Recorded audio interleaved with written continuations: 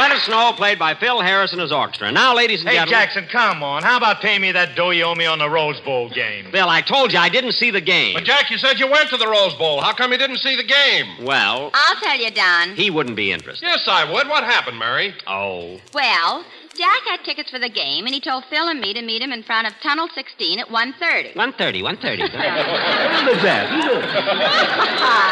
Well, when Phil and I got to the bowl, Jack wasn't there yet.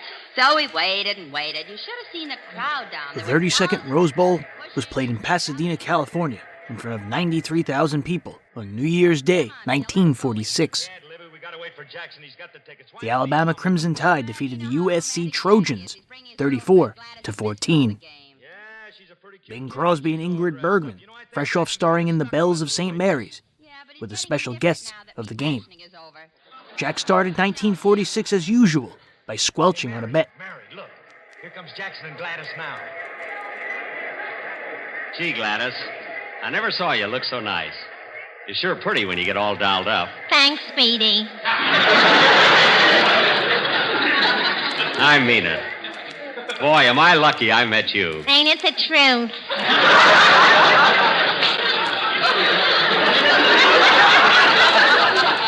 That's fate for you. You know, I'd never have met you if I hadn't been hungry that night. Gee, I'll never forget. I was driving along looking for a place to eat, and I drove right past Ciro's and the Trocadero and the Macambo. And it was just fate that made me turn into Simon's Drive-In. And there, like a vision of loveliness, you came toward me. Gee, you smelled so good. Yeah, it was chicken gumbo night.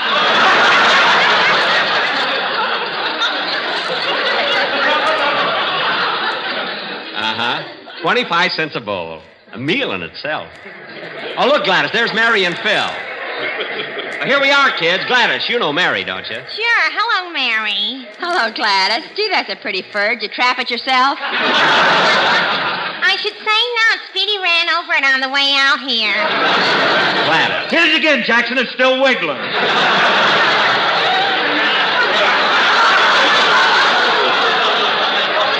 Don't be funny. Gladys meant that it slipped off her shoulder and ran over it accidentally. Didn't you, Gladys? You tell him, big boy. You got the lips for it. Yeah. Come on, kids. Here's our gate. Let's go in. Tickets. Hold your own stubs, please. Here you are. Oh, hello, Gladys. Hello, Eddie. What's the special tonight? Beef soup and boiled potatoes. Oh, come on, Gladys. Forget business for a while. Okay, Speedy. Here's Tunnel 16 over this way, Jackson. Now, let's stick together. Say, Gladys, you still work at the Shamrock Cafe? No, I'm back at the drive-in. Speedy thought I ought to be outside where it's healthier. Darn right. What's the use of being in California if you can't enjoy the sun? Yeah, but I sure wish I could get off the night shift.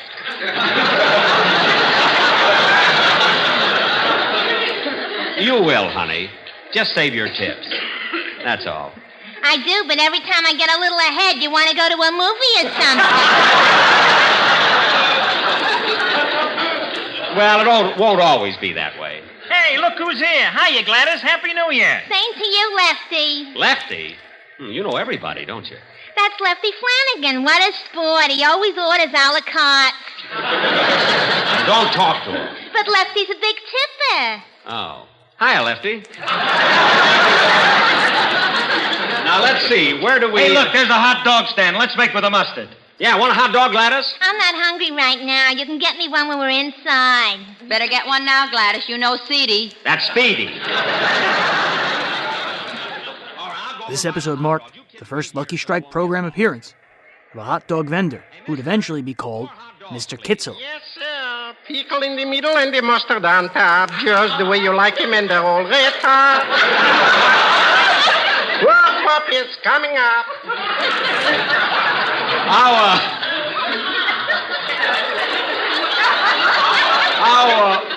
How much are they? 3 cents apiece. 3 cents? Uh-huh. Why do you sell them so cheap? Taste them.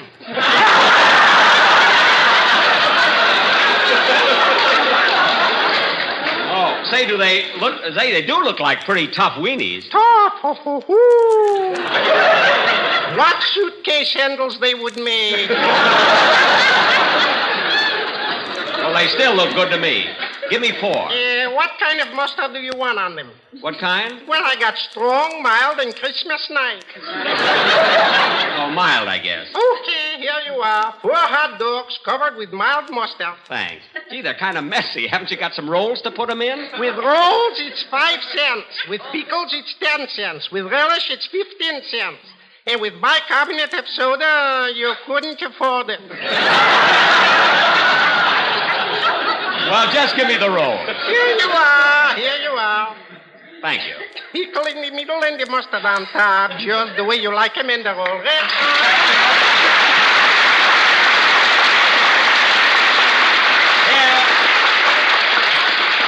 Here you are, kids. Take your hot dog. Thanks. Gee, I'm thirsty. What are we going to drink with our hot dog? Here you are, Gladys. Put that back in your pocket. Now, let's go in. Stubs, please. Let's see the numbers on your stubs. Here you are. Right this way. Just follow me. Oh, hello, Gladys. Why, hello, Nick. How are things? Fine. I'm on parole now. Come on. Show us our seats. Hey, listen to the cheering section. L-S-M-F-T, L-S-M-F-T, L-U-C-K-I-E-S. Lucky! Say, these seats are okay, aren't they, kids? Yeah, right on the 40-yard line. Hey, Jackson, care to make a little bet on the game? Okay, Phil, you take Alabama, I'll take USC. Hiya, pal. Hey, is this seat taken, old pal, Oh, great. Look, mister, how about sitting someplace else? No, thanks. I never touch it. This would happen to me. How much dough you want to bet, Jackson? How much dough? Any amount you say, brother. Just name it. Okay, $50. $50? Okay, it's a bet. We must be sitting higher than I thought. Don't worry, I know what I'm doing. Peanuts, popcorn, chewing gum, peanuts, popcorn. Hello, Gladys, chewing gum. Oh, hello, Raven. For goodness sake, Gladys, must you say hello? Quiet. I want to hear the game. The game hasn't started yet. No, thanks. I never touch it.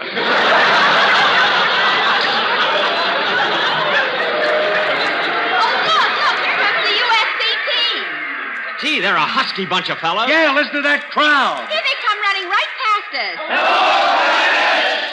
Gladys? That's something. Now, look, But Speedy, dear, the boys on the USC team always eat at the drive-in. They voted me Miss Pigskin of 1945.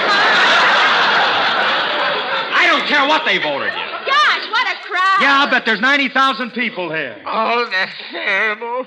90,000 people without a home. What are you talking about? This housing shortage is terrible. Look, they've got homes. They're here for the game. Oh, you're just saying that because I'm your pal.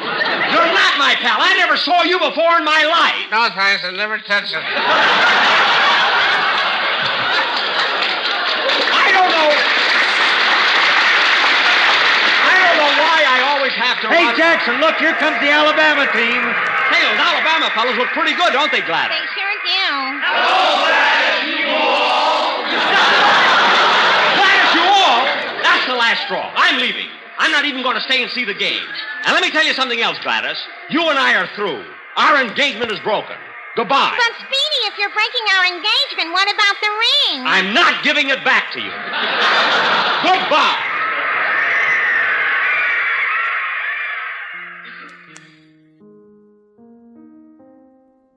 I love the violin so much that if there were such a thing as a miracle today,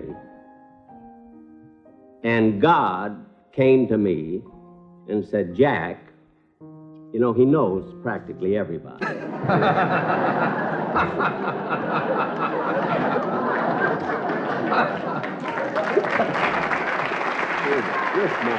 You're smarter than I am.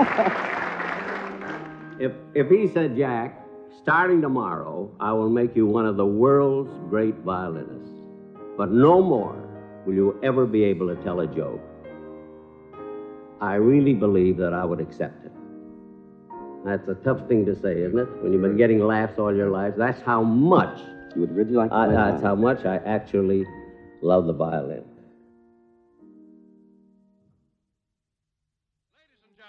Just about 1 year ago, Jack Benny started on a trip to New York.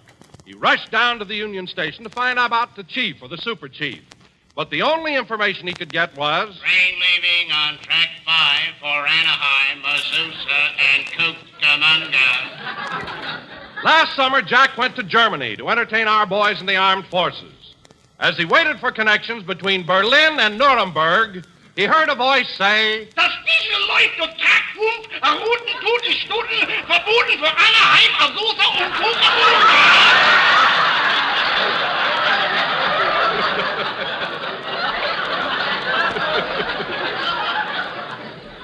2 years ago, when Jack was on a lonely island in the South Pacific, he was hiding behind a palm tree, watching the natives do their tribal dance. Anaheim, Azusa, and Cucamonga. Anaheim, Azusa, and Cucamonga. Anaheim, Azusa, and Cucamonga. Suddenly, one of the natives spied Jack behind the palm tree. He advanced toward him with a sharp bolo knife. It was a tense moment as the native said... Got any gum, chum? No. Anaheim, Azusa, and Cucamonga. Anaheim, Azusa, and Cucamonga. Anaheim, Azusa, and Cucamonga. So now, ladies and gentlemen, we bring you a man who just last week was appointed honorary mayor of these 3 California cities, Jack Benny.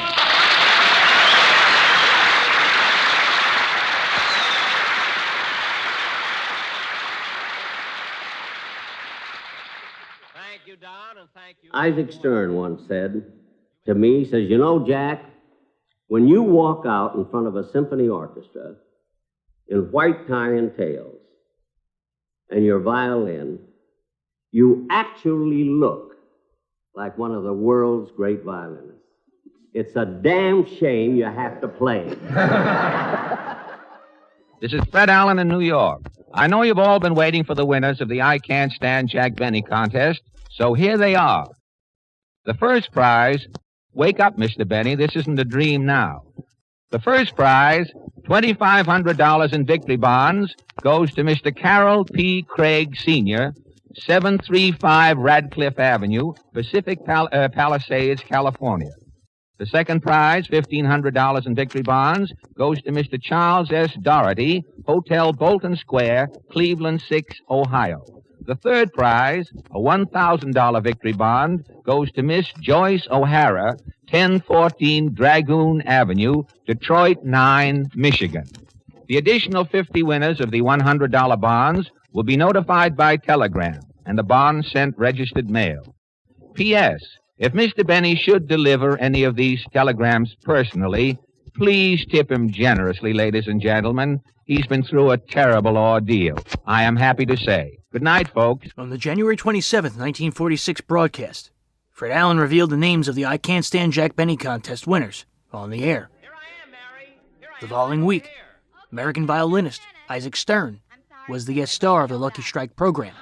This episode is considered one of the all-time best. Who are you talking to? Oh, some sailor. His boat just anchored at Hollywood and Vine. Well, here we are, Mary, at the Philharmonic. How do I look? Certainly dressed swanky for the concert. White tie, top hat, and a bag of peanuts. Well, I thought you might enjoy something after the show. You know? Let's go in. But, Jack, the main entrance is around the corner. I know, but I got to go backstage and see Isaac Stern first. Come on. I wonder where his dressing room is. Maybe it's around here someplace. This must be it right here. Come in. Mr. Stern? Yes, I'm Isaac Stern.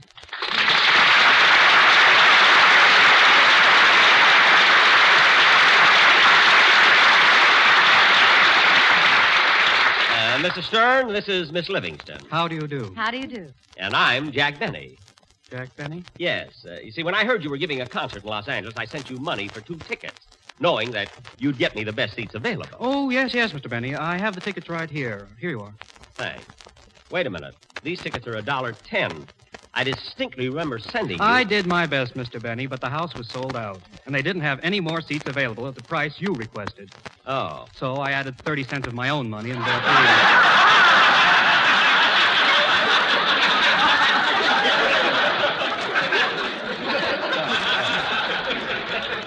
3. Well, thank you very much, Mr. Stern. I hope I didn't impose on you too much. You see, you being a concert violinist, naturally I felt that we have something in common.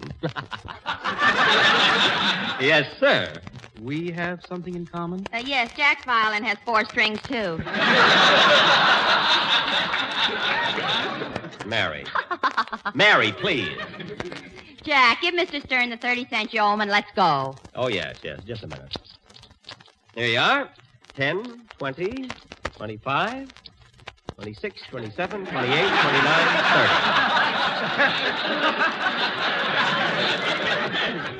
There you are, Mr. Stern. Thank you. Okay, Jack, put on your shoe and let's go. Yeah. Goodbye, Mr. Stern, and thanks for getting my tickets. You're welcome. Goodbye. Come on, Mary.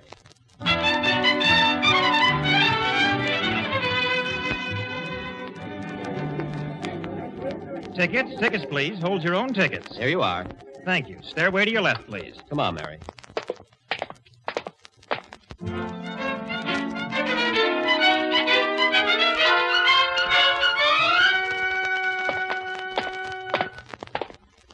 Oh, Usher, where are these seats? Stairway to your left, please. Come on, Mary.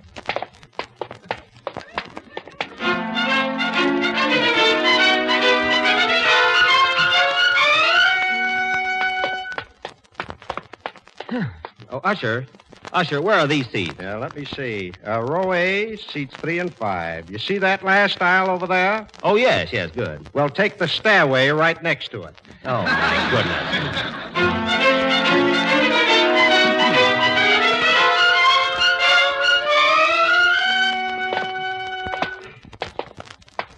Gosh, what a climb. Oh, Jack, I can't go on. Give me another peanut. Here you are. Oh, Usher. Yeah?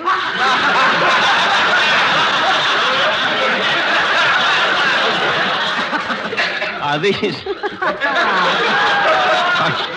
these seats in this balcony? Yes, right over here. Gee, this is awfully high, isn't it? We used to think so, but now they can reach us by radar. Don't be funny. Just show us to our seats. Follow me. Here you are. Your seats are right here. Thank you. Say, these seats are all right, Mary. I can relax and put my feet up on the railing. And you better take your hat off. The spotlight will burn a hole through it. I'll watch it. Say, Mary, we may be in the top balcony, but at least we're in the front row. Can you see the stage all right? No, but I got a wonderful view of Catalina. That's a painting on the wall. Here, have a peanut. Gee, there's sure a lot of people here tonight. Yeah, this place is certainly... Hey, Mary, look. Look way down there.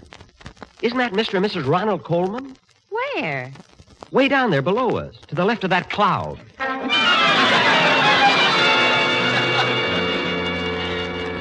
Ronnie, weren't we lucky to get such good seats? We certainly were, Benita.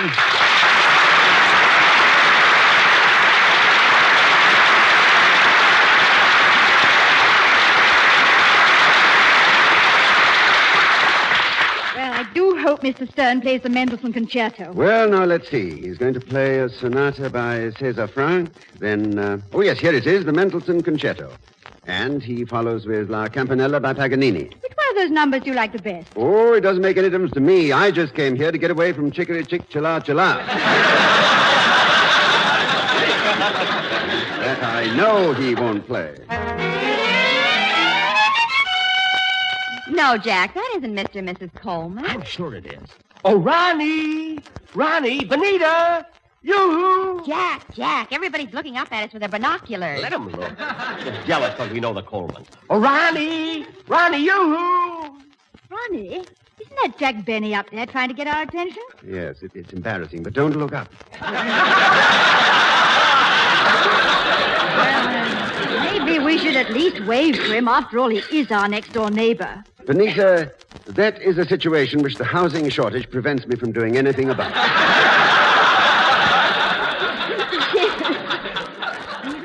He's going to so much trouble to attract your attention. He's dropping little bits of paper. He's dropping peanut shells.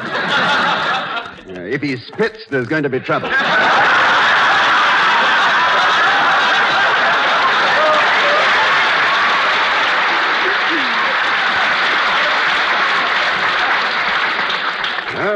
What's he doing way up there, anyway? Well, perhaps his doctor recommended a higher altitude. Where he's sitting is cheaper than the Alps. It's higher, too. Yeah, so it is. Well, anyway, dear, he won't be throwing any more peanuts. Oh, how do you know? I just got hit on the head with the bag. Remarkable. He must be using a Norden bum sight. Isn't that awful, Mary? I just can't seem to attract their attention. Oh, Ronnie! Ronnie, Benita, yoo-hoo! Jack, don't lean so far over the rail. Ronnie, yoo-hoo! Yes, isn't it awful? He just won't give it up. I beg your pardon, sir, but I think there's somebody trying to get your attention. No. My attention? Yes, that man up there hanging from the rail by his heels. Oh, yes. You know, Benita, I thought that the horn blows at midnight would keep him home for a couple of years. But then I guess some people don't know when... Ronnie, what was that thing that just fell in your lap? Oh, for heaven's sake. What is it? A toupee. A toupee. Do you think it belongs? I'm afraid so. Look at the laundry mark. LSMFT. And look what it says right below it. If lost, will finder please read the lost and found columns in the Beverly Hills newspapers. The article in question will be referred to as a cocker spaniel with a cold nose and a part on the side.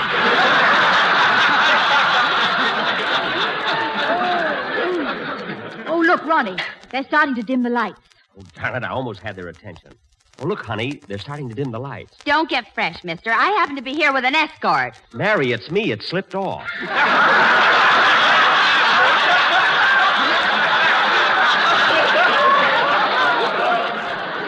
Oh. Well, put your hat on. You look awful. And be quiet. The concert's about to begin. Yeah, here comes Isaac Stern now.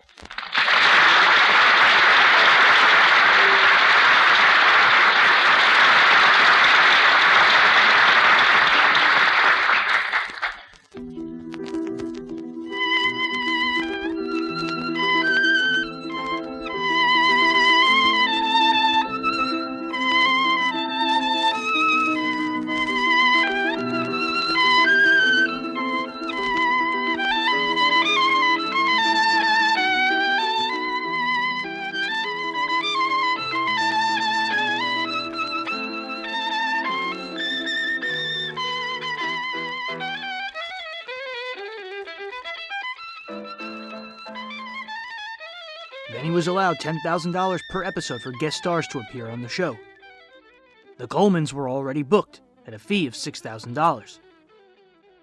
Benny, hearing that Stern was in Los Angeles, booked him for the show. Stern's fee was $5,000, putting the program $1,000 over budget for guest stars. Jack paid the extra $1,000 himself, without ever telling Stern.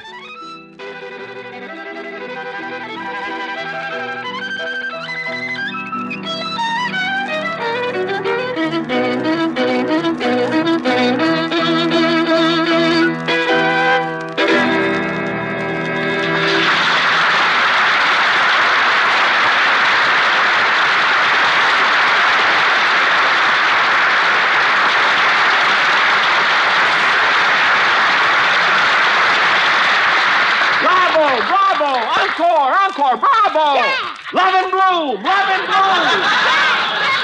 sake! Chicory chick, chilla!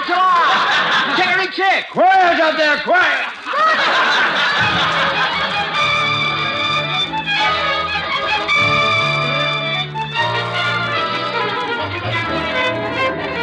Have your checks ready for your coats, please. Have your checks ready for your coats. Boy, here's my check. Oh, no, you don't, Bob. I was... Ronnie! Jack, old boy, what a surprise seeing you here. Yes. Wasn't the concert wonderful? It certainly was, and I loved the Mendelssohn concerto. Well, I did, too. However, I felt that he had just a little too much pizzicato in the andante. Didn't you? No. Oh.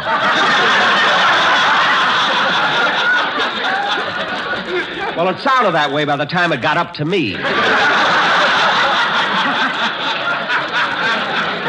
Here are your coats, gentlemen. Thank you. Well, good night, Jack. My best to Mary. Good night, Ronnie. Give my love to Benita. I will. Oh, by the way, Jack, did you lose a cocker spaniel? Why, yes. Well, don't worry. Here, Lassie has come home. Thank you. Goodbye, Ronnie.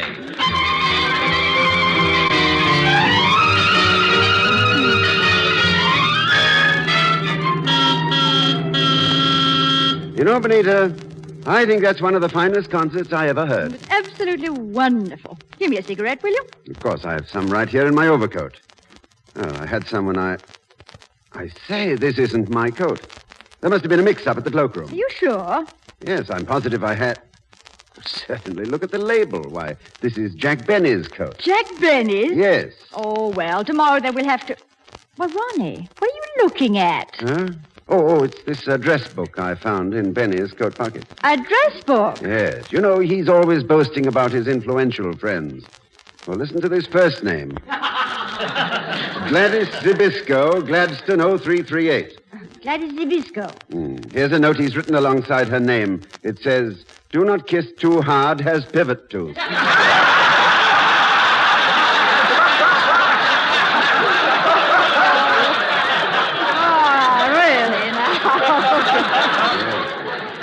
And listen to this next name, Marcella Fink. And then he has in parentheses, approach from the right. She's left-handed. Oh, he has such interesting friends. Oh, what's that? Folded sheet of paper that just fell on the floor. Well, Benita, look, it's one of his contest letters. Oh, you mean the I Can't Stand Jack Benny contest? Yes, and there's a little notation on it that says, this letter was written by Carroll P. Craig, Sr., and won first prize. First prize! Oh, Ronnie, I wondered what the winning letter was right. Read it, please. All right. It says, I can't stand Jack Benny because he fills the air with boasts and brags and obsolete, obnoxious gags. The way he plays his violin is music's most obnoxious sin. His cowardice alone, indeed, is matched by his obnoxious greed. And all the things that he portrays show up my own obnoxious ways. Now, you know, Benita, that's very clever. Yes, it has such a good thought behind it. Yes. And all the things that he portrays show up my own obnoxious ways. You know, Benita, maybe the fellow that wrote this letter is right. The things that we find fault with in others are the same things that we tolerate in ourselves. That's so true, Ronnie. It certainly is.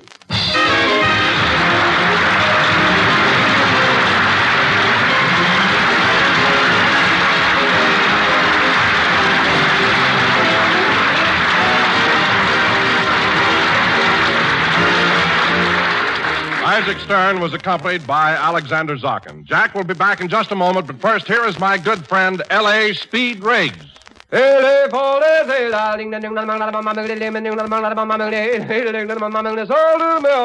says it. Lucky Strike means fine tobacco. The program's ratings peaked in January with 25.9. More than 8 million American households were tuning in to hear the contest winners. This episode was so poignant, so absurd, that during the closing commercial, even the normally unflappable tobacco auctioneer, Lee Aubrey Speed Riggs, momentarily lost composure during the show close. If Jack Benny and his show had been slumping, the slump was surely over. In the February 7, 1946 issue of Radio Daily magazine, a notice appeared that Jack Benny had notified the Quiz Kids, stars of their own self-titled radio program, that he was ailing. He asked that they postpone their West Coast trip to guest star on his program until March. Jack Benny was heading to Palm Springs to recuperate.